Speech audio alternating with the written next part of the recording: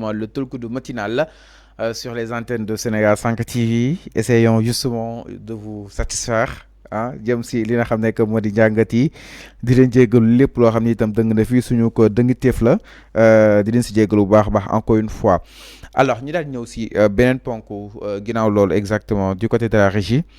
dañuy daal ñëw si Madiambal Diagne nag en tout cas dossier ba tey mi li nga xam ne que mu di si kanamu yoon ak wàllu ko yoonal la donc nag Madiambal Diagne s'est livré à la police après avoir fini de loolu lépp dañ si daal di ñëw par rapport ak les détails comment Madiambal Diagne s'est retrouvé exactement à la police mais aussi sous quelle base la nga ko joxee benn ko placé sous contrôle judiciaire. La réaction de ses avocats, la réaction aussi de l'autre côté mu nekk autant de points yoo xam ne itam tey dañ si def benn ko dossier bu am solo jëm si mbiru ki nga xam ne que moo di Madiambal Diagne. Da nga ko arrêté foofu si waanu France ce mardi Madiambal Diagne a été arrêté en France à Paris naka noonu itam da nga ko daal di transféré au commissariat bu Son-Contine foofu naka noonu itam da nga ko yóbbee parquet général bu Versailles. Parquet général bu Versailles nag fa la mandat d'arrêt international bi daal di nekk foofu la justice sénégalaise daal di ko fay bindee ki nga xam ne que moo di justement Madiambal Diagne selon xibaar yoo xam ne itam jot nañ ko si Seneweb daal di koy notifier que ni am nga fi mandat d'arrêt international après son arrestation loolu moo daal di jural ñu daal di koy arrêté waaye contre l'avis du procureur qui avait requis l'écrou traditionnel. Selon Libération maanaam procureur moom dafa requérir woon li nga xam ne que moo di benn que écrou bu ñu daal di koy indiwaat ko fii Sénégal extraditionnel la selon Libération waaye c'est le premier président de la cour d'appel moo ko daal di placé sous contrôle judiciaire maanaam mu daal di deseni foofu ba tey. La balle est désormais dans le camp de la chambre d'instruction de Versailles maanaam yi fi jeexagul pour le moment certes le premier ou bien mbokk yi donc le premier président de la cour d'appel moo ko daal di placé sous contrôle judiciaire waaye Madiambal Diagne génn gu si ba tey ñiy jubileeg yooyu teel na jàpp leen que ni jamono ji ñiy xaar la décision bu li nga xam ne que moo di chambre d'instruction de Versailles. Donc la balle est désormais dans le camp de la chambre d'instruction de Versailles moom nag dafa daal di fixer audience bi niki li nga xam ne que mu di le 28 octobre déjà nous y sommes parce que déjà on est le 23 donc d'ici la semaine prochaine incha allah lu leex dina am si mbiru Madiambal Diagne ma xam day dellusiwaat fii si réew mi wala kon ma xam da nga fay bàyyi foofu si doonuk li nga xam ne que moo di France. Il sera extradé ou pas en tout cas la réponse li nga xam ne que moo di la chambre d'accusation bu Versailles dina ko joxe niki li nga xam ne que moo di ce 28 octobre. Alors se prononçant sur cette affaire dans un entretien bi nga xam ni itam sekk na ak l'Observateur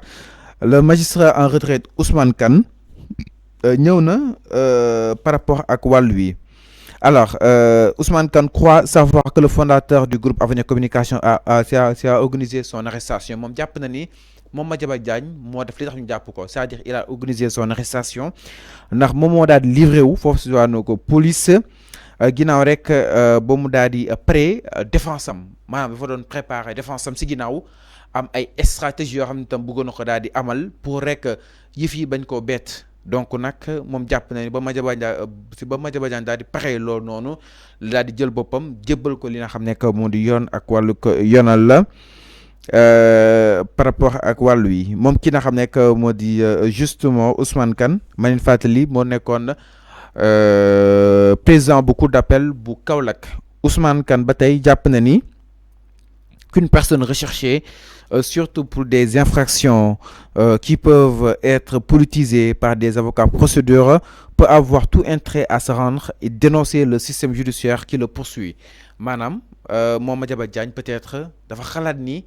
dossier bi ñu koy toppee amaana ni peut-être jàpp na ni defu ko moo waral nag mu dem si li nga xam ne que moo di justice française pour dénoncer la justice sénégalaise bi nga xam ni itam jàpp na ni moo koy poursuivre pour wàllu politique parce que moom ba mu demee jàpp na ni da nga koo sonal da nga koo bëgg a tëj entre autres moom ki nga xam ne que moo di justement Madiambal Diagne En tout cas, Madiambal semble emprunter cette voie mu daal di clamer mettre en mal par rapport à la justice sénégalaise jëm si la justice française. En tout cas, Madiambal Diagne mi ngi dénoncer encore une fois le mandat d'arrêt international boo xam ni itam da nga ko daal di émettre contre lui mi ngi daal di estimer que ni fii Sénégal dafay nekk victime de persécution politique au Sénégal. Est-ce que dafa bëgg a am daw làqu foofu si daanu France entre autres yoo xam ni itam peut-être des na ko daal di xamani mais en tout cas selon aussi certains juristes ñoom ñi ngi wax ni que ni peut-être Madiambal Diagne su fekkee ni da nga ko indiwaat fii si Sénégal wala comme juge bi su gisee ni mën na ñëwaat fii sans risque peut-être la chambre mën na ko indiwaat fii si réew mi exactement waaye su fekkee dafa am risque est-ce que Madiambal Diagne dina ñëw loolu itam autant de questions yoo xam tam da nga koy daal di poser jëm si wàllu bu nu mel donc ma ni kon Madiambal Diagne li mu bëggoon am na ko yóbbu ji boppam si justice française bi donte sax am na ñoo xam ne jàpp na ni dañ ko arrêté si taxi lépp lu si mën a am rek loolu itam amaana ni dina si indi ay leeral après. Il va il va sans second doute exactement s'évertuer à démontrer que les poursuites le visant sont politiques et qu'il pourra certainement compter sur l'aide de la société Ellipse Project qui avait contracté avec l'État du Sénégal et qui d'ailleurs annonçait la couleur dans la presse. Si leurs arguments emportent la conviction du juge français, alors il émettra un avis négatif et le mandat d'arrêt tombera dans tout l'espace de l'Union européenne, même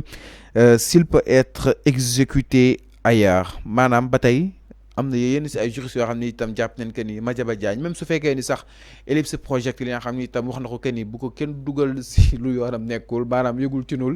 su fekkee ni argument yooyu noonu peut-être juge bi tenir na ko mandat d'arrêt boo xam ni itam lancé woon ne ko Madiambal Diagne du mujjee fenn. Donc sax mu nekk ko lancé aussi si yeneen dëkk yi au cas peut-être pour ñu daal di koy arrêter en tout cas donc ñiy xaar li nga xam ne moo di justement la chambre d'instruction bu Versailles mu joxe décision ma xam day extradité ou day extradé ou pas ki nga xam ne moo di Madiambal Diagne si dossier bi nga xam ni itam moo ko daal di concerné si kanam yoon ak wàllu yoonal la. Donc nag la bataille judiciaire ba tey mi ngi daal di continuer au niveau des juridictions supérieures françaises waaye itam devant la Cour européenne des droits de l'homme. Ousmane Kane jàpp na ni instant bi sans compter le pouvoir discrétionnaire du pouvoir politique de ne pas donner de suite à cet avis donc de ne pas prendre une mesure d'extradition maanaam aussi mën na am aussi quoi comme bien sûr yoon ak wàllu yoonal bu France ba ñu jël en considération li nga xam ne moo di mbir yi moom Madiambal Diagne mën a desi ni ba tey daal di yegg si ni foofu si ko France en tout cas donc moom nag jàpp na ni il est victime d'une persécution fii Sénégal morale mu dem foofu si ko France en tout cas les avis quoi qu'on puisse dire sont mitigés jëm si li nga xam ne moo di évolution boobu des dossiers ma leen fàttali aussi mbokk yi benn mbir jàpp na ni Madiambal Diagne il est arrêté dans un taxi ñi jàpp ne dafa dem livrer li nga xam ne moo di boppam lépp lu si mën a am rek moom le patron bu groupe Avenir Communication mi ngi sous contrôle judiciaire espérant dans les minutes qui suivent exactement quel sera li nga xam ne moo di boobu de mandat d'arrêt ma nekk mbokk yi ma leen fàttali mandat d'arrêt bi lancé nañ ko en septembre 2025 un mandat d'arrêt international a été émis contre lui par la justice sénégalaise suite à une enquête pour blanchiment de capitaux, association de malfaiteurs et escroquerie sur les deniers publics mu daal di daw foofu si waanuk France après avoir contourné une interdiction de quitter le territoire sénégalais moom nag mu daal di daw France contourner leen aw yoonam pour yegg si foofu c'est Europe exactement donc on a soupçon de rétrocommission en tout cas nag li waral daal di koy topp mooy ay accusation mu daal di déclaré woon si li nga xam ne moo di benn rapport bu cellule nationale de traitement des informations financières de Centif mu doon mettre en évidence ces transactions suspectes liées à un marché public boo xam ni itam moom la société boobu di Ellipse Project attribué woon moom ci moom leen attribué woon Macky Sall marché pour mu dem saisir li nga xam ne moo di Macky Ellipse Project moo ko joxoon boobu de li nga xam ne moo di marché pour mu daal di koy yombalal auprès de l'ex-président Macky Sall loolu nag mu daal di am répercussion sur sa famille c'est-à-dire ses répercussions familiales doomam jabaram ñaari doomam sax teg jàpp ne leen ba dañ leen ba teg leen mandat de dépôt sur cette affaire le concernant jàpp leen itam arrestation en France et contrôle judiciaire moom Madiambal Diagne daal di koy interpellé woon en France maa ngi ko doon wax sànq ni ki 21 octobre 2025 après son audition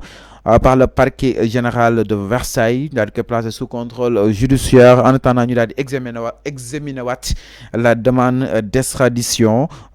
encore une fois ma leen fàttali Madiambal Diagne nag